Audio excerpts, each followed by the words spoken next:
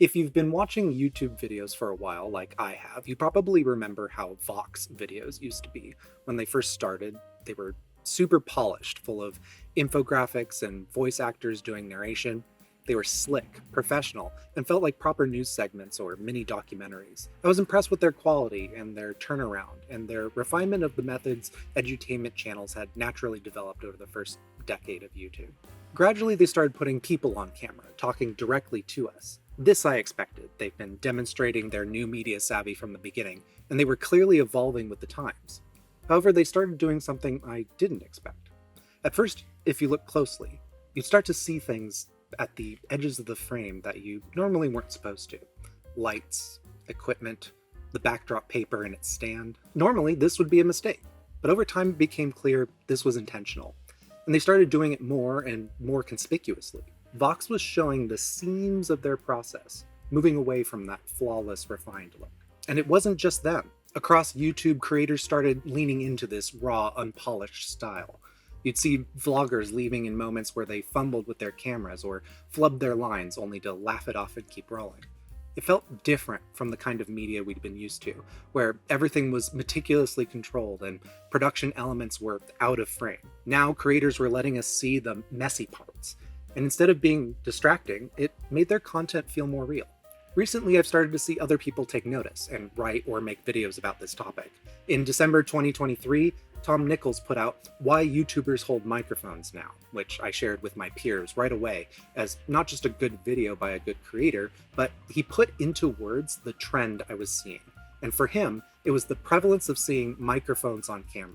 And this is the backdrop against which YouTubers started holding microphones. Then, in October 2024, like a couple days ago from when I'm recording this, Enrico Tartarati uploaded Why Bad Things Are Everywhere Now. So I thought I'd get my take on the record before the next one came out. A big part of this trend is how technology has played into it. In the past, achieving perfection in a video, clean cuts, great sound, professional lighting, was hard.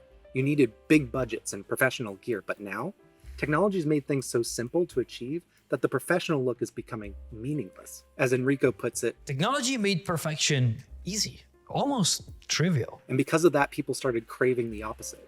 They wanted something that felt human. Suddenly, those imperfections, those little glitches and behind-the-scenes moments, became the thing that made videos stand out.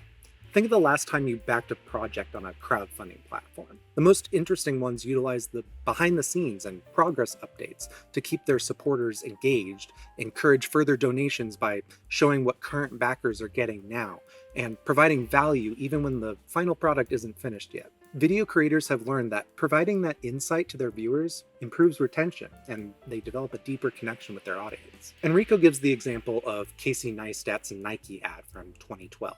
The video is just grainy footage, basic text, and super simple editing. The camera work is handheld, shaky, rough around the edges. There are no fancy effects, no smooth transitions. It's technically bad, but that's exactly what made it better than the high-budget commercials Nike was known for. It felt authentic, and people connected with it because it wasn't trying to be perfect. And I think that's what Vox was picking up on around the same time. By the mid-2010s, this kind of imperfection was everywhere on YouTube. Creators stopped worrying about things that would have been considered mistakes before. They left in moments where they messed up or got distracted, and somehow it made their content feel more relatable.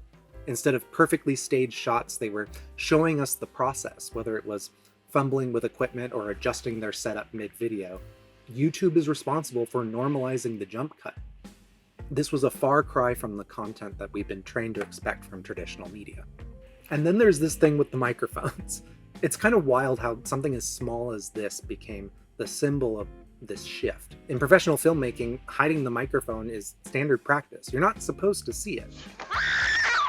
But all of a sudden, YouTubers and TikTokers started holding microphones on purpose right in the middle of their shots. As Tom Nichols says in his video, it's a very particular choice to go out and buy a lavalier microphone or a boom, microphones specifically designed to be discreet and make them an active feature in a shot. This trend, though, isn't about the microphones. It's about rejecting that super professional look that was starting to take over online video. Back in the day, YouTube was all about amateurs, people making videos from their bedrooms with cheap cameras and no real production value. Is this real life? But as YouTube grew and more corporate content started flooding the platform, that homemade, messy vibe started to fade. Is this what you wanted? TikTok started off that way too, but has experienced the same shift in far less time. This whole microphone thing, it was a way for creators to show they were still connected to the art forms developed online and for an online audience. It's a way for creators to communicate that they're one of the good ones, that they understand what constitutes a good YouTube video and, by extension, belong in this particular digital space.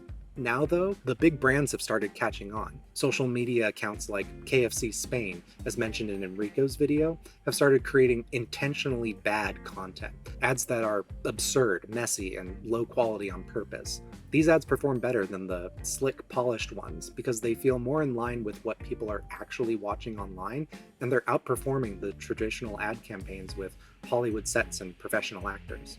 This all ties back to a broader shift in how we value content.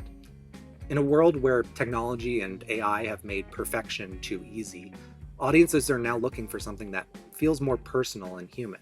When I was at XOXO Fest, a conference for digital creators this past summer, I actually spoke with Nilay Patel from the Vergecast about this, and I pointed out that he did it too.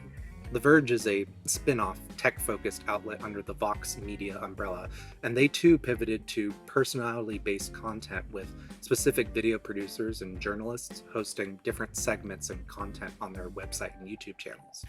The mere existence of video podcasts is a crystallization of this ongoing trend to show the process, show the work. We're initially supposed to just hear the well-mixed voices of podcast hosts with their intriguing audio editing and sound effects and music to keep you engaged. Now podcasters, wearing big old cans on their noggins with large studio microphones and pop filters nearly covering their entire faces, is the next big thing on YouTube. In April 2023, YouTube, the world's largest video platform, launched YouTube Podcasts. Enrico sums it up perfectly. When perfection was hard, we really valued it. Our society was built on that. But now that technology has commoditized perfection, it's the imperfections that become valuable. We're in a moment where what feels real is more important than what looks perfect. So here we are. Creators, both big and small, are intentionally leaving in those rough edges and human moments. Whether it's a multi-billion-dollar brand posting low-quality videos or a creator holding their microphone in frame, the message is the same. Perfection is out, and imperfections, the fingerprints, the flubs, the visible process, are how you connect. The AI-generated content onslaught is looming, and products like OpenAI's Sora are threatening to disrupt all forms of media, traditional and new.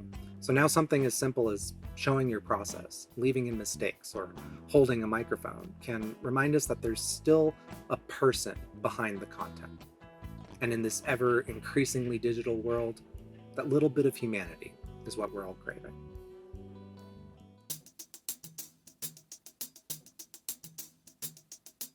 This kind of stuff, media analysis and media production, fascinates me. I love consuming these things as well as helping artists make their own content and hopefully make it sustainable. I have a degree in producing for film and television, and I've been consulting on video production, social media marketing, crowdfunding, and digital business processes for about a decade now, and I'm enthusiastic about sharing what I know and have learned along the way. As I've ramped up on creating my own content, I've been documenting the process, and I've been posting that process to my Ko-fi page. Ko-fi, or Ko-fi, or however it's pronounced, is like Patreon, but it has a lot of features that I'd have to go to several different platforms to achieve, and they don't take commission on tips or donations. My Ko-fi page, ko-fi.com/Evan Kinswood, is where you'll find all of my videos in the order that I post them, regardless of platform. It's where I'll also post behind the scenes and work in progress content. You can comment as well, and I'll elucidate further in my replies there than on YouTube or TikTok. For those who contribute, you'll get access to some content early and an even better look behind the curtain at how I get stuff made, my processes, my optimizations, things like that. If there's space to do so, like on YouTube, I'll include the gear I used and where you can get it or something similar for your own projects. And if you want my advice or consultation on your creative idea or business venture, visit my website, evankinswood.com. Thanks so much for watching. Like and subscribe for more videos like this, and see you over on coffee.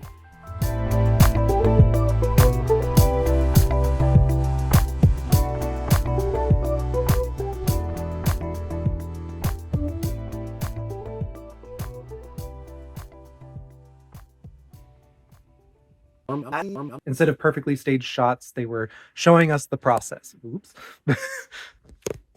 This was a far cry from the content we've been trained to expect from traditional media.